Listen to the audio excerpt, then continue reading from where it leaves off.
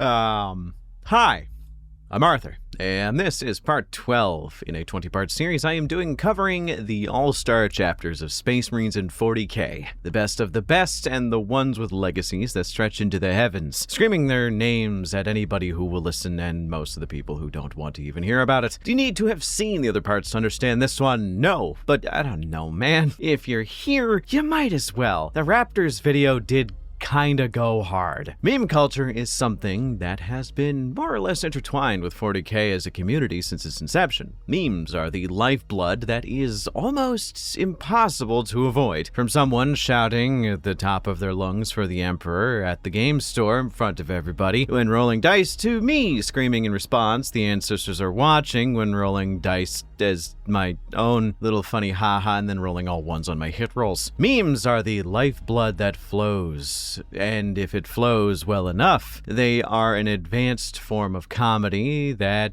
inevitably will find its way bleeding into something like 40k's greater community. Much like with everything in meme culture, it will eventually lead to the creation of fanfiction, and thus the homebrew chapters of yesteryear exist. Back when 1D4chan was still a thing and was popular and not just a source of outdated comedy. I think that it's time we discuss some classic homebrew chapters that are pretty well known, or at least pretty fun. I'll be covering a few different chapters and giving a brief summary of their lore, history, and everything you should know. And yeah, disclaimer, it does get a bit wild. So before we hop in, let me talk to you about today's sponsor. You know him, you love him, the energy drink with the mostest, GamerSupps.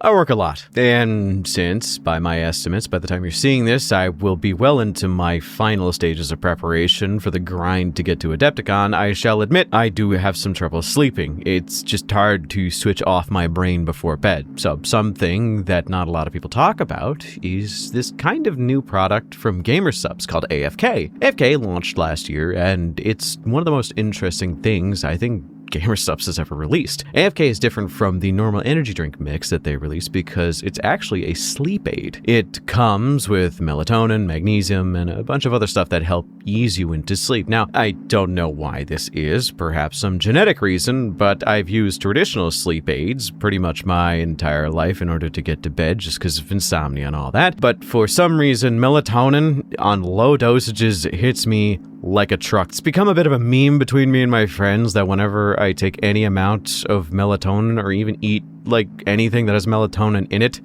they joke that it's like evoking some kind of ancient curse because within 20 minutes I start to wobble a little bit and dark circles start to appear around my eyes. And also, I will state, it does come in a version that does not have melatonin, which is a delightful drink on its own. So needless to say, I love AFK with all my heart. So, if you, like me, have a hard time unwinding at night, then order some AFK. Use code BONEZONE at checkout for 10% off while you're at it, and it helps the channel. And make sure to let me know what you get in the Discord. I do not mind getting at. So, with that being said, let's get back to the memes.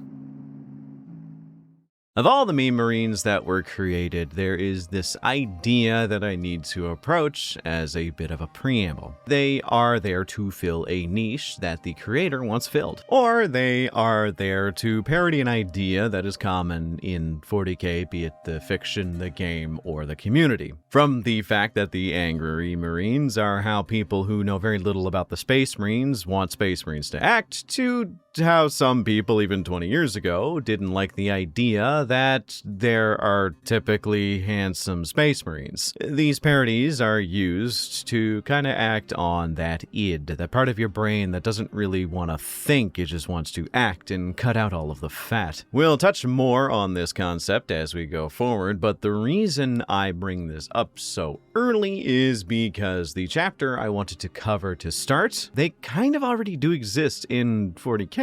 The reasonable marines are basically someone fighting like a space marine is idiotic. What if we actually wanted to have a high degree of success in our combat with caveats? Yeah, that's them. The reasonable Marines are, as their name would suggest, the ultimate in practicality. They change their armor color depending on the deployment. They use weapons with the scenario in mind. They even have to adhere to the chain of command, unlike other Marines who have opted to use heavy bolters for long-range sniping material because they were trained to do so. No, this is not a joke. Rin's World had one of those guys, so they do have to actually ask for permission to use non-standard weapons in standard deployments. Above all this, they are skilled diplomats and do not wish to seek combat where a peaceful resolution can be drawn. Yes, this leads them to negotiate with Xenos in order to come to a peaceful resolution, and in an alternate universe that they come from, they are in an actually pretty decent alliance with many different alien races, albeit a tenuous one. They understand the mission is to seek humanity as number one, but they understand that making needless enemies is going to make that goal worse. Don't think this means they don't enjoy combat. Far from it. They are still Space Marines. They are good at what they do, and what they do isn't pretty, but they aren't bloodthirsty fucking idiots who just want to murder people. We already have 2 chapters on this list who are going to occupy that exact niche. They just want to accomplish their goals, much like with every single other one of these homebrew chapters. They are basically made out to be the Lost Second Legion, with their Primarch being lost and confused in some other dimension, likely because of Kegarak, serving under a disguise as some normal human in a utopian society under the name of Captain Jean-Luc Picard. Yes, the exact one you're thinking of. Their tactics are similar to that of the Death Watch, if memory serves me correctly. Or more rather, it would probably be closer to, say, the Iron Snakes. But no one really knows the Iron Snakes off-rip, and everybody knows the Death Watch. They work in small kill teams made up of individual specialists who can work with specific needs in mind.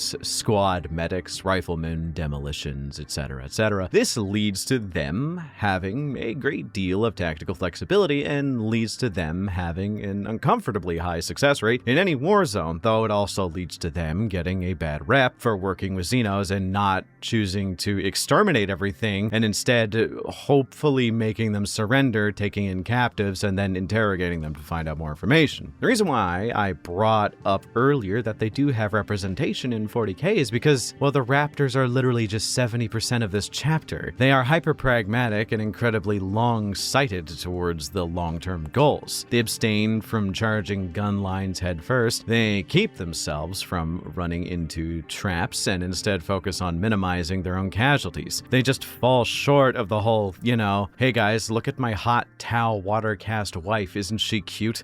For the reasonable cause, am I right? Yeah, the Raptors don't negotiate with Xenos to my knowledge, so they aren't a true one-for-one analog, but I do think that it's pretty cool. The reasonable Marines likely could be easily made on the tabletop as well if you wanted to. Just run them with Raven Guard shit, and with minimal conversion, you could just run a bunch of Vanguard Primaris Marines in camo colors. It's dope shit. So let's go on to one of the lesser-known homebrew chapters. But remember how I mentioned that a lot of these memes last a long-ass while, and a lot of these meme homebrews occur because of a specific niche? The niche being something the author wished to state about in 40K. Well, if you've had your eye on the last couple of years, the bleeding pulse of 40K discourse, one thing that was a blip for like 2 weeks and then disappeared was that Gadriel from Space Marine 2 was too pretty. No, I'm not joking. Though I may have just been seeing only a loud minority of individuals saying as such, I was genuinely interested into why people were confused or complaining. I know it wasn't the most interesting of arguments. They just kept complaining that most Space Marines should be battle-grizzled and scarred-looking men who had the same proportions as a horse rather than a human being. I don't understand it because the entirety of the Blood Angels gene curse is that they turn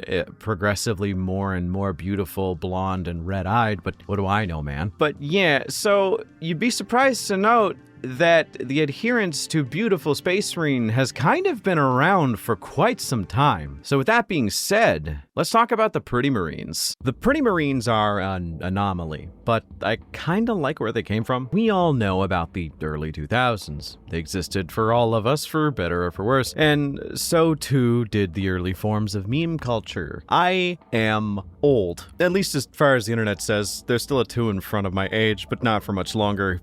So yeah, when I say that I was at least a little bit aware of what was going on back then, I was, but I still am not that old to understand what the fuck a yaoi paddle is. But back then, when you had anything that wasn't anime, people had to inject anime trends into it. So you had a rash of people who wanted to make incredibly handsome anime boy space marines. You know the type. Thus, the creation of Bishonen anime boys was kind of seeded in. Now, the descendants of that species still exist to this day, and they just make incredibly detailed erotic art of ultramarines. You know exactly what I'm talking about, don't you? Yeah, I bet you do, you degenerate. But that is a topic for another time. Thus, someone had the funny idea of making fun of this subsection of the fanbase and created the Pretty Marines, the second Lost Legion, who was dedicated to more of a support role, as they have the sparkle gland, which allows their tears to heal wounds. They are all weird, bright, pink, flamboyant clad space marines that never wear helmets, and their heads are almost always exposed. Their chapter symbol is a beautiful rose on a field of white, and their key defining trait is that they are all very, very, very, very pretty. Using tactics that make no sense, like the bolt gun that fires rose petals, or dying to a single blow to the face, even if it was a superficial wound, because they lost their beauty. It is a parody of that kind of surface level fan who just wants to use the aesthetic of Warhammer 40k to engage with the anime they like. Now, I will warn you, if you look up anything about the Pretty Marines, you're going to see quite a lot of bad words, and I do think that a lot of the super edgy humor from back in the day hasn't aged well. But I gotta admit, there is also a lot of stuff there, kind of a certified gem, like their Primarch, Ogrim Gorefist, known to be hated by the other Primarchs because he was, well, a very pretty boy and also did not really like fighting as much and was kind of, yeah. Well, Sanguinius kind of liked him, you know, and because of that, Ogrim Gorefist sided with Sanguinius during the heresy because he was the only other Bishonen in the setting, which I think is pretty funny. And also, there is a Chaos Marine subfaction for the Pretty Marines, which weirdly enough, it feels like the individual who designed the Chaos Marine version put a lot more time into the design of it, and I like it a lot. Like, I think it's actually a pretty okay design. Or maybe I'm just not immune to goth Bishonen propaganda and really, really like the weird goth bitch art we got. Who knows? Either way, they are a relic of a bygone era, and they get the Arthur stamp of approval. I have a bit of an obscure one I want to cover, but before I do, hey, just a brief intermission here to state, did you guys know that I'm going to Adepticon? I mean, I do bring it up every 5 minutes, so I feel like I should at least make an official announcement. I basically am going to be attending every day with a bunch of other content creators I am friends with, playing games, meeting fans, and handing out stickers. If you want to meet up and say hi, then be sure to attend. It's my second time going, and I gotta say, this is one of my favorite conventions to attend, and I've always had a lot of good times there and a lot of fond memories. And I would actually be totally down to play a few games with you guys if I ever ended up meeting with some of you dweebs. So let me know in the comments if you're going, and I'll make sure to keep an eye out for you. Anyhow, I was thinking of putting in the Comedy Marines here, but the Comedy Marines have absolutely bare minimum lore, nor do they have any art. And the whole shtick is that they're basically just kind of a convoluted Muppets reference, which, although timeless, doesn't really fit what we're going for here. So I supposed I decided to do some more research and find something that would fit that. Okay, I just Googled meme homebrew chapters, and thus I found one that was kind of like the first result, and we're gonna talk about them, and that is the Gosh Darn Meme Marines, created by a feller by the name of Not on DeviantArt, and covered more or less only by Major Kill. The Meme Marines are low-key one of my favorites of the homebrews that we're talking about today. They have such a weird level of depth to them that I cannot fully explain. Basically, they live on a shitty planet with almost no resources. There's almost nothing to do there, and because of that, most people on this planet are incredibly depressed. The only major pastime pastime is to create the memes. If your memes are funnier than others at your young age, then congrats, you're going to be abducted and inducted into the chapter. But this is the thing. They have incredibly unstable gene seed because, and this is going to be a very common theme here, they thought it would be funny to fuck with it, which leads to a lot of individuals to die on the slab, or to turn into mini marines that they have, which are just very tiny space marines. In fact, there were so many mini marines that they turned them into like their own small division of individuals who swarm you in large groups. They often annoy the piss out of everybody around them, taking nothing seriously and mocking their allies, their enemies, and just so happens to be in the crosshairs, and basically committing to memes that end with people dying most times. A key signature weapon with them is a comedically large Gallagher hammer that has a spring-loaded power fist inside the head. Most chapters hate them, but here is the secret. They are actually incredibly depressed. So uncomfortably depressed and filled with a hate that the only way they can keep in check is if they laugh about something random consistently. Thus, they create memes to chase away the darkness that pervades their soul. This leads to them being a chapter that tries to rush into combat as quick as possible in order to drown out the horrors kept within their own mind, which bit of psychological horror was not exactly what I was expecting here, but whatever. Few fun facts here. Number one, they are actually called the accelerators, and the reason why they're called the accelerators is kind of obvious because they love to accelerate to violence as quick as possible. Next one is that their fortress monastery is a big top circus, and they're just assholes. That no one really likes them, except for, I guess, like the world eaters, because they just sense their rage, but I guess Korn also hates them. I don't know, it's kind of weird. But it does make me feel like someone should mod in a rainbow clown wig into Space Marine 2. That'd be kind of fun. Let's move on to the last of the duders I wanted to discuss. One that I should also state has already been discussed on this channel before, but I'd be remiss in my duties not to include them. A group of individuals that I think are a response to 40k writing as a whole. See, the universe is based on intolerance. The idea of being prejudiced is more of a thing of survival, when in the past, any time a human trusted an alien, it led to bullshit and horrors beyond our comprehension. So in order for most human civilizations to prosper, they need to be angry about anyone being different, because different usually means demon invasion or aliens taking you to the torture pits. And for Space Marine chapters, this doubly goes, because a Space Marine chapter falling to some kind of Xenos infection or what have you, likely means you're going to have a pretty bad time. So what if we decided to amp that up, that hate, crank it up to the point of being ludicrous, and that was their only thing? Well, you'd have the Angry Marines, dude. Where do we even start with the Angry Marines? They are kind of the Marines that started this whole trend of meme Marine homebrews, or at least they're the ones that popularized it. It's kind of hard for me to even really quantify them. Before I played 40k, I knew about the Angry Marines before I knew even what a Dark Angel was. When I played 40k, I was pretty fresh into it, and I really thought that they were a real chapter, just exaggerated in the art, which is, I guess, correct if you consider the Marines malevolent, but whatever. The Angry Marines represent if you took the image of a Space Marine and flanderized it to hell and back. They are literally just screaming monsters that run full tilt into damn near anything to brutalize it until it is nothing more than a simple paste. They don't take pleasure in it. They just beat the living hell out of everything because they're just so damn angry. You know the saying, when you're a big enough hammer, everything is a nail? Yeah, these guys are the hammers to those hammers. The Angry Marines are a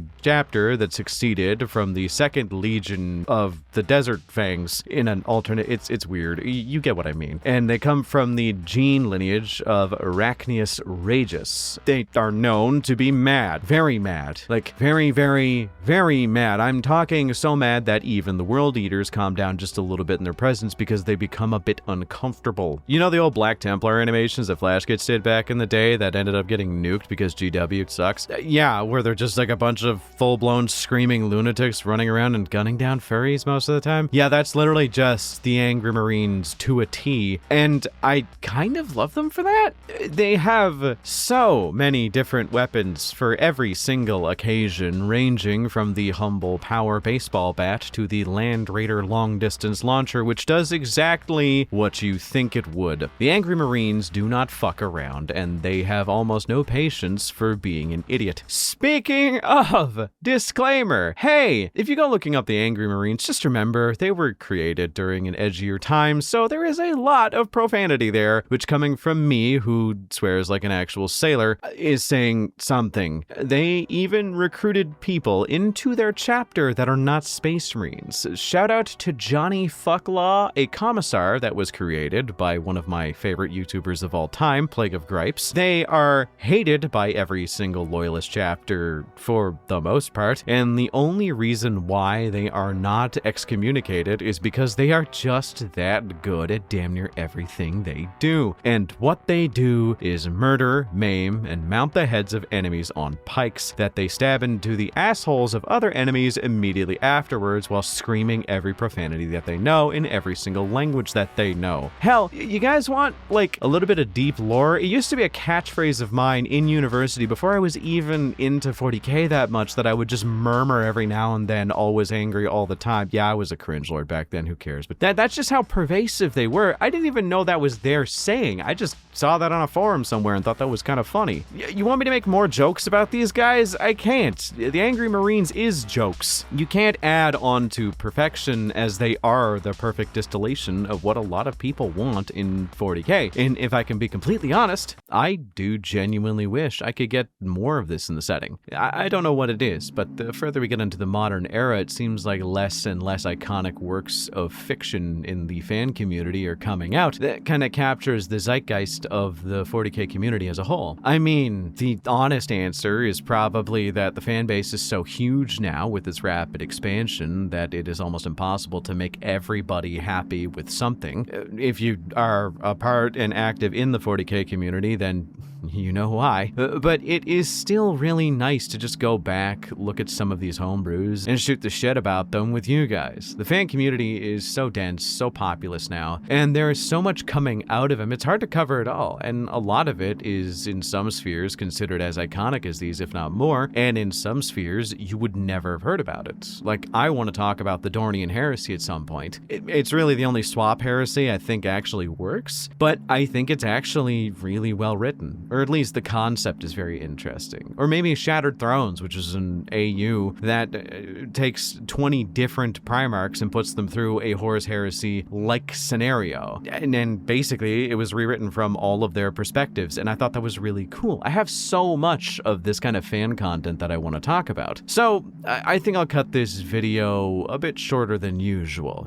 Give my editor a little bit of a break. So what do you all think? Do you guys want to see me cover more fan content? And if so, what content would you like me to cover? I have a lot of ideas in terms of what works and what doesn't, but what is popular? And do you guys want me to do more of these more off-the-cuff videos? This one is scripted. Don't worry, I'm not that lazy. But I did kind of just come up with this idea on the fly a while back and didn't really think about it until it was time in the schedule to do it, and here we are. So yeah, leave a comment down below how you feel and what you would like to see. Also, like and subscribe as it helps the channel out, and special thanks to my channel members for supporting me. With your help, I am able to do these videos, pay my editors, support my channel, support my horror channel, and keep up with whatever work I need to do before I head off to Adepticon. So, from the bottom of my heart, I thank you all. And thanks once again for watching. Till next time, I hope you all have a wonderful night.